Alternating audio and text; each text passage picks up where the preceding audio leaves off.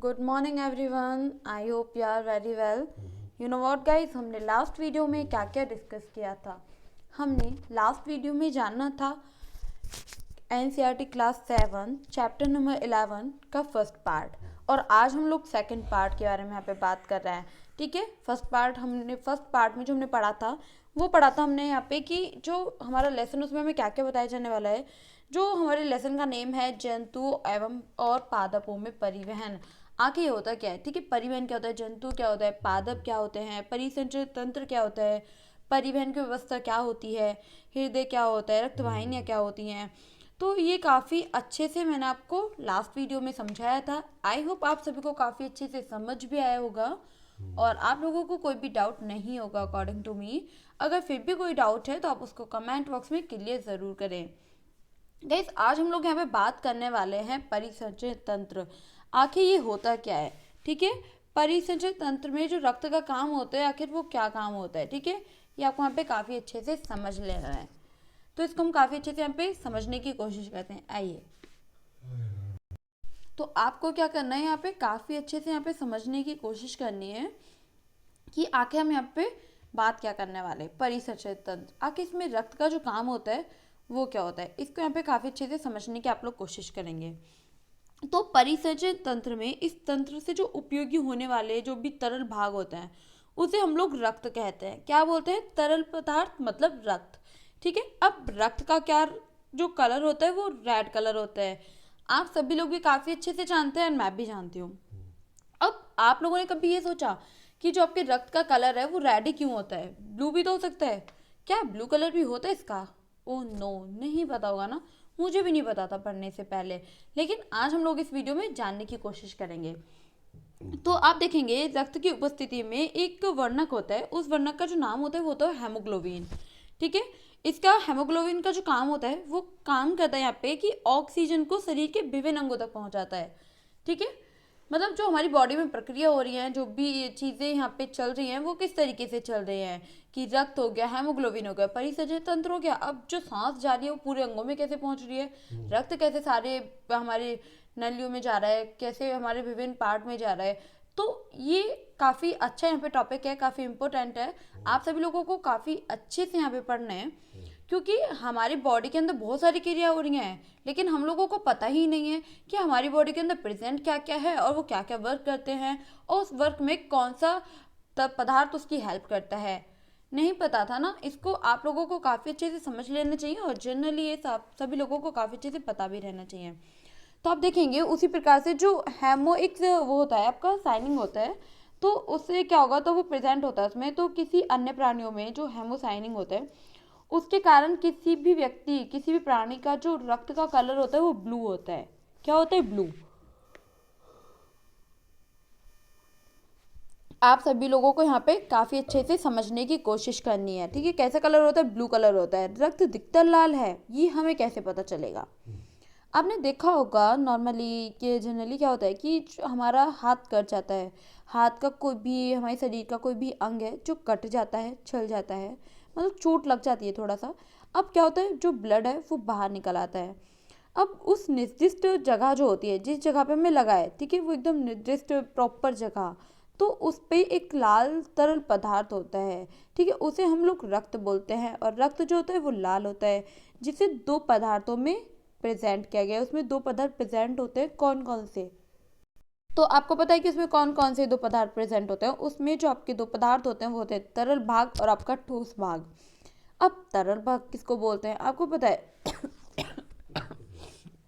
Sorry guys. तो तरल पदार्थ जो होता है ना, आपका तरल भाग जो होता है, सॉरी, तो तरल भाग को हम प्लाज्मा कहते हैं। ठीक है, क्या कहते हैं, प्लाज्मा हम इसको बोलते हैं।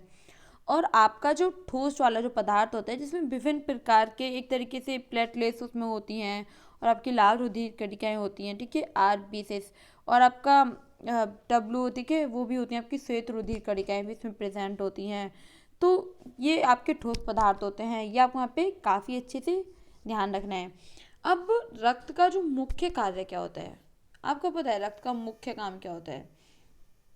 तो गाइस क्या होता है कि हमारा जो शरीर है, शरीर में ऑक्सीजन की नीड होती है। ठीक है, अब ऑक्सीजन की नीड होती है उसे पूरा करती है। ठीक है, जो ये रक्त होता है वो ऑक्सीजन को पकड़े रहने का वर्क करता है। ठीक है, पकड़े रहने का वर्क कौन करता है ऑक्सीजन को? तो ये जो आपका रक्त होता है, ठीक है, ये पूरा करता है, किसको पूरा करता है कि ऑक्सीजन को हमारे विभिन्न पार्टों तक पहुंचाता है शरीर के। अब ऑक्सीजन को पकड़े रखने का काम कौन करता है? तो इसका काम करते हैं फेफड़े। ठीक है, ऑक्सीजन को पकड़े रहने का। देन फेफड़े ऑक्सीजन से हृदय तक जाती है।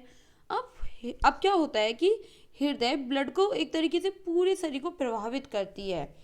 अब आप देख रहे हैं यहाँ पे जो रेड कलर की जितनी भी कोशिकाएं, ठीक है, आप लोग यहाँ पे देख पा रहे हैं कि रेड कलर की जितनी भी कोशिकाएं हैं, तो आपकी जो वो कोशिकाएं हैं इसमें शुद्ध रक्त बहता है। कौन सा रक्त बहता है?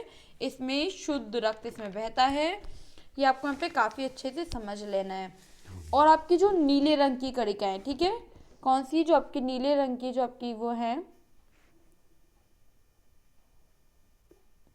ठीक है, आप लोग यहाँ पे देख पा रहे हैं, ये जो आपके नीले कलर की है ना कोशिकाएं, तो इसमें आपका अशुद्ध रक्त बहता है। तो ये आपका रक्त जिसमें आपका ऑक्सीजन की मात्रा भरपूर हो, उसे हम लोग धमनी कहते हैं। क्या कहते हैं? धमनी हम उसको बोलते हैं। किसको बोलते हैं? जिसमें ऑक्सीजन की जो मात्रा है वो काफ़ी भरपूर मात्रा में है ऑक्सीजन उसमें। और ऐसे जो आपके देखेंगे और ऐसे रक्त होते हैं जिसमें कार्बन डाइऑक्साइड की मात्रा अधिक होती है, तो उसे हम लोग शिरा बोलते हैं। क्या बोलते हैं? शिरा बोलते हैं। ये आपको यहाँ पे काफ़ी अच्छे से समझ के चलना है। मैंने अभी आपको बताया कि जो उसमें शिराएं जो होती है आपका अशुद्ध रक्त बहता है, ठीक है, और धमनियों में आपका शुद्ध रक्त बहता है। ये आपको यहाँ पे काफ़ी अच्छे से समझ लेना है। मैं आपको यहाँ पे बता रही हूँ रक्त के जो कार्य होते हैं, जो प्रकार होता है, वो कौन कौन सा होता है। ठीक है, अब रक्त काफ़ी तरीके के काम करता है। रक्त का काम सिर्फ ऑक्सीजन ले जाना, लाना, या फिर बहुत सारे काम होते हैं रक्त के। अब इसको हम समझने की कोशिश करें। सॉरी। तो गैस रक्त न केवल आपका बहुत सारे काम ही करता है, बल्कि विभिन्न प्रकार के पोषक तत्वों को पहुंचाना बॉडी के अंदर, वो रक्त का ही काम होता है। और जो अपशिष्ट पदार्थ होता है, जो बेकार पदार्थ होता है, उनको जो बाहर निकालता है, तो उसका काम भी आपका कौन करता है? उसका काम भी आपका करता है रक्त।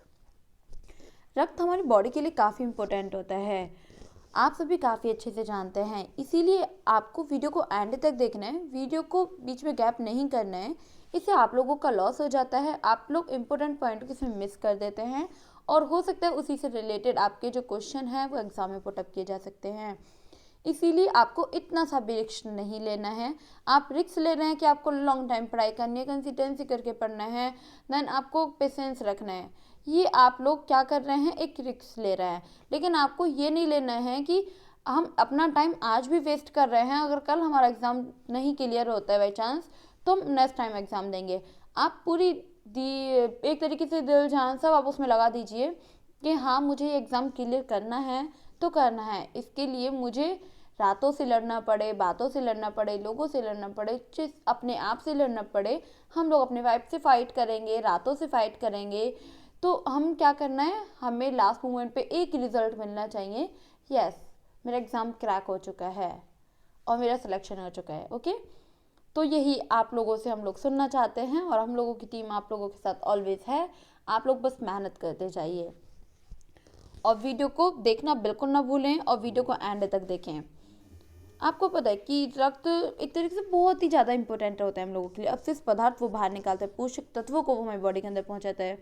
अगर रक्त ना होता तो हमारे शरीर के जो काम है वो तो ठीक से हो भी नहीं रहे होते। अब इमेजिनेशन करो, रक्त नहीं होता तो ये काम कौन करता? लाइक ऐसा हम बोलते हैं कि अगर खाना नहीं होता तो हम लोग क्या खाते? ठीक है, फिर हमें भूख का पता कैसे चलता कि हमें भूख कब लगती है?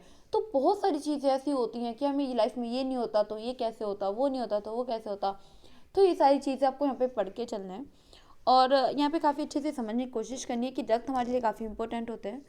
रक्त अगर अपशिष्ट पदार्थ को बाहर नहीं निकालता तो क्या होता कि जो अपशिष्ट पदार्थ हैं वो हमारे रक्त में मिक्स हो जाते, और हमारा जो रक्त है वो विषैला हो जाता। रक्त को हम एक तरल असंयोजित ऊतक बोलते हैं, और आपने देखा होगा हमारे शरीर का जो निर्माण होता है वो विभिन्न प्रकार की कोशिकाओं से होता है।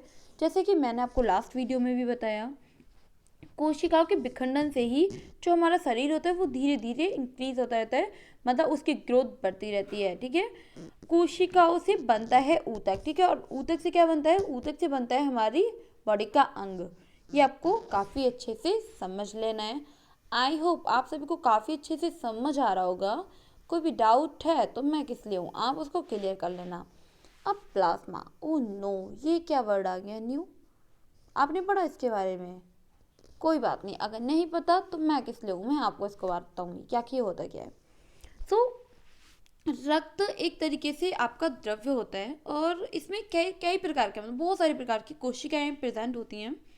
रक्त का एक बहुत ही तरल भाग होता है जिसको हम लोग कहते हैं प्लाज्मा, ठीक है, क्या बोलते हैं हम उसको, प्लाज्मा बोलते हैं। और आप देखेंगे प्लाज्मा हल्के पीले रंग का एक द्रव्य होता है। प्लाज्मा कई सारे घटक इसमें प्रेजेंट होते हैं, लाइक एज कार्बोहाइड्रेट है, आपका प्रोटीन है, वर्षा है, और काफ़ी सारे इम्पोर्टेंट घटक, इम्पोर्टेंट पार्ट्स इसमें होते हैं, और इसी को हम लोग प्लाज्मा बोलते हैं। कि आपको यहाँ पे काफ़ी अच्छे से यहाँ पे समझ के चलना है। कोई भी डाउट रह जाए आप लोगों को तो आप उसको कमेंट बॉक्स में क्लियर करना बिल्कुल ना भूलें, और आपको वीडियो को एंड तक देखना है। आपको पता है कि आज हमने क्या क्या डिस्कस किया, हमने यहाँ पे बहुत इंपॉर्टेंट बात जानी रक्त के बारे में। रक्त के बारे में आई होप आप सभी को इससे पहले नहीं पता होगा, अगर पता है पहले से तो भी बहुत अच्छी बात है, और आप इसको वीडियो को देखेंगे तो आप लोगों का रिपीट भी हो गया होगा, तो आपको काफ़ी अच्छे से पढ़ना है जो पढ़ना है, और जल्दी से देश को आगे बढ़ाते जाएं आप लोग। आपको पता है कि हम लोग कल क्या डिस्कस करने वाले हैं, हम लोग कल के जो थर्ड वाला पार्ट आएगा हमारा 7th क्लास चैप्टर नंबर हमारा 11, और पार्ट नंबर जो थर्ड कल आएगा उसमें हम लोग जानेंगे लाल रक्त कोशिकाएं जो होती हैं, जो कणिकाएं होती हैं, वो क्या होती हैं। ओके, आज के लिए इतना ही काफ़ी, वीडियो ज़्यादा लॉन्ग नहीं है इसीलिए आपको इसको कंप्लीट देखना है। ओके, सो बाय बाय, टेक केयर।